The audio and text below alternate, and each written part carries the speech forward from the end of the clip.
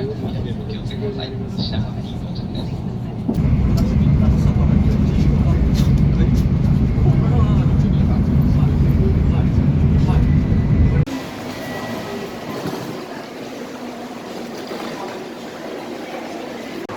we made it to Osaka. This is the CON Osaka station.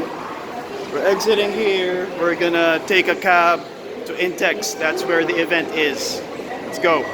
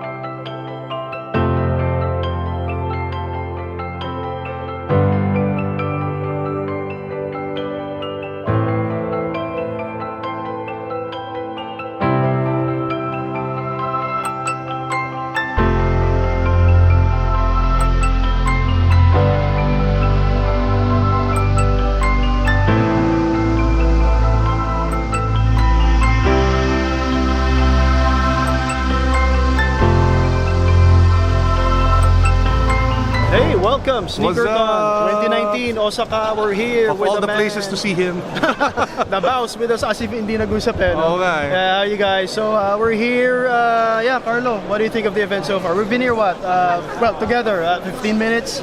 Well, two things. One, organized chaos. Number two, if you're looking for like inspiration for fits, Japan is the absolute best place to go to. Yes, yes. I mean, they put to shame what we see in the Philippines. Exactly. And you know what? Parang effortless din.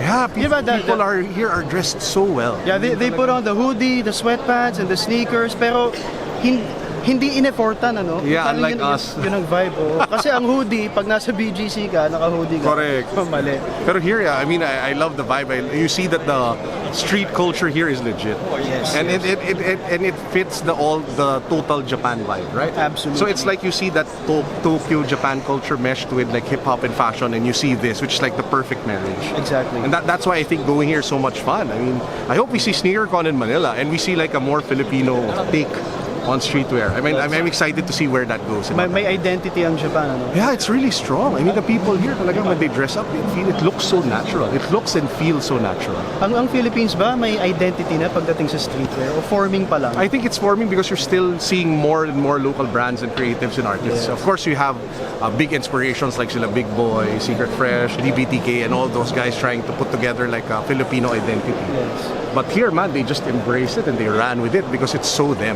Exactly. O tara, ikot tayo. Yeah.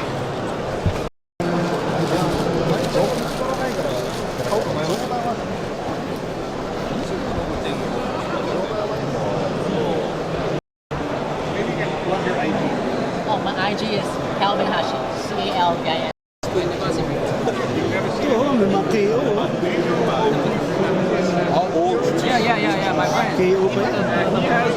And so I wandered into one of the more interesting tables here.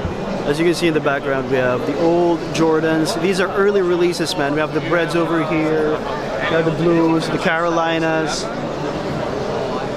There's Chicago's over here, and some old Dunks. Look at that. No touch. The new washes that we did. So this is the first place that we're offering it. It's not in our stores or online yet. It's always like too short of a notice or right when a sneaker con is going on. But I've talked to a big boy like a lot about going and sneaker and shoe butter. Jay, like I'm dying to go. My daughter's half.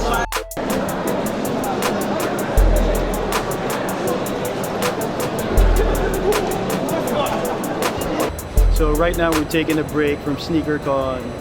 I'm outside, I'm looking for a place to eat, probably have coffee na rin. You know, the place is packed. But the venue is huge, high ceiling, so komportable din, masaya.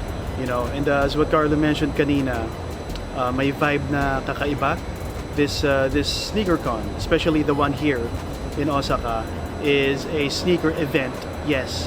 But there's also heavy focus on art. There's heavy focus on customization. There's focus on self-expression. So maganda, maganda. I came here for the sneakers, but it's the culture and it's the art that I'm taking in, and couldn't be happier.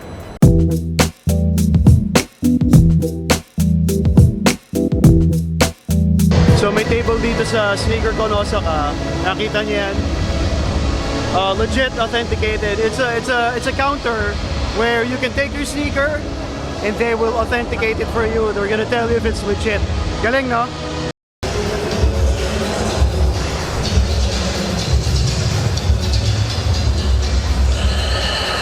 So guys, I found a super interesting booth right here, and what they do is they take like a swatch of leather, they wrap it on your shoe to make it look like this. This is leather, right? Yeah. And what do you use to attach the leather to the shoe? Well, is there some kind of adhesive, or well, what's the hardener? What's the compound? Take a look at this, Carlo. Wow. Is this something that you wear? Yes, look at his shoes. You have it in size 12? 12. I have big feet, see? すごいな。12はオリジナルで作る。he can make 12. 一応日本のサイズで29センチ。It's like a Japanese size, 29 centimeter. So we have big. Yeah. Can you do any shoe? なんか他のシューズはラッピングしない。他のシューズもラッピングします。Yeah. Maybe future in the future. Air Force One. Yeah, just.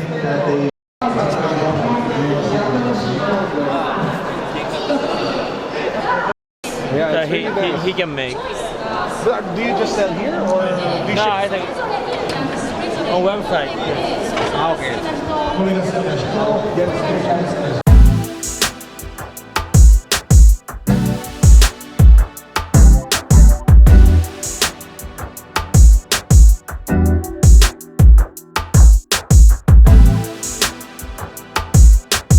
There's the brand new LeBron red carpets. These released what, yesterday, the other day? And it's already customized with LeBron's face on it. That's awesome. Looks really kick-ass. Yep.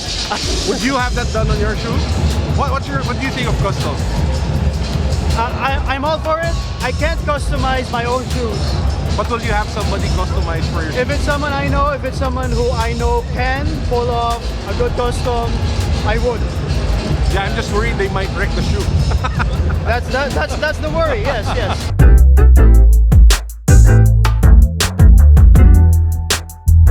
Carlo, may nakita akong shoe for you. Saan, pare? I think it's too big. Hindi, kaya 2 feet na ganun dyan. Grabe, no, pro model. Anong year lumabas to? 2001 yata? I think it's very old. Yeah, what year did this come out? US 18. Yeah, 18. What year? What year?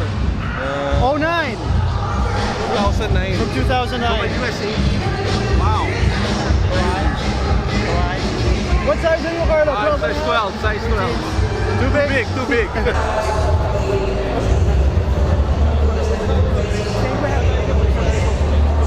Thank you, thank you.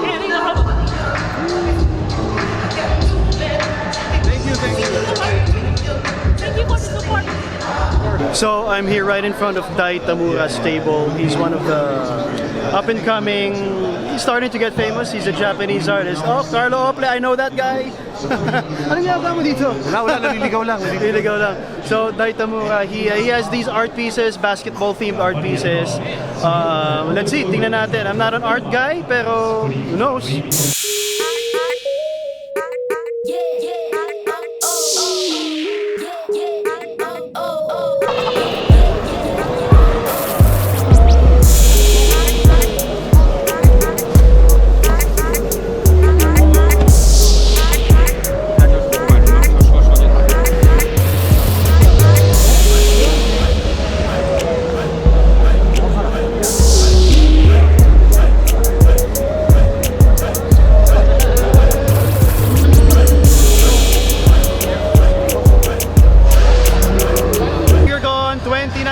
We're with Ronel, one of our sellers here sa Trading Pit. Ayan. Ronel, ano meron tayo? I got the up-tempo, the air money.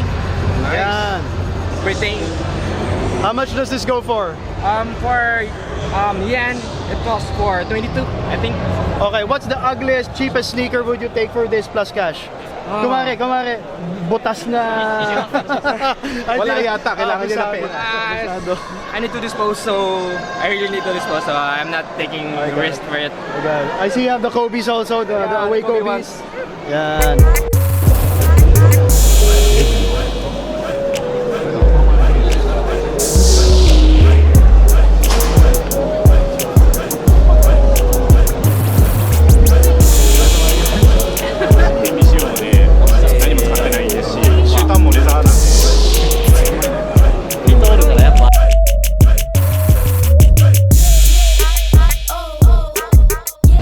Sneaker CON 2019. Osaka. Kasi ang dami, no? May mga naging California, may Chicago pa yata. So I'm closing the vlog, guys. And Carlo, it was nice to be with you here. Same here, brother. Always Yeah. pleasure, always a pleasure. Uulitin natin ito. Oo naman. Sa ano naman kami, Sneaker Con Chicago. Oy, Tsaka Complex Con in California. why not? May Why budget not? ba tayo? Blaya tayo. Pag-ipunan natin. Correct. So overall, the vibe was there. But kind of different, no? Very My different, focus very on self-expression. Yes. And customization and art. Art talaga, more art than anything. And I think that's the best way to capture like the sneaker culture and make it your own. Yes. Once you become a creator or reinventor, parang you take something that's already there and then build on top. Yes. And that's what you get a lot here. Versus the Philippines, you just buy. So Yeah. the Philippines has something to learn from Sneaker Con Osaka. Exactly. And for people like you and me who have so much passion for sneakers and self-expression, you can't help but admire and want to take it somehow, no? Correct. If I can be an artist, if I had that talent, to draw, to customize, I'd probably do that. But I don't. Ayan, so I'm just the video guy. Ayan, so I have my video, Carlo will have his video, or series of videos. Yes. Yeah, that's all the time we have. We have been here in Osaka. It was fun. See you guys. Peace, God bless, what's up? Boom.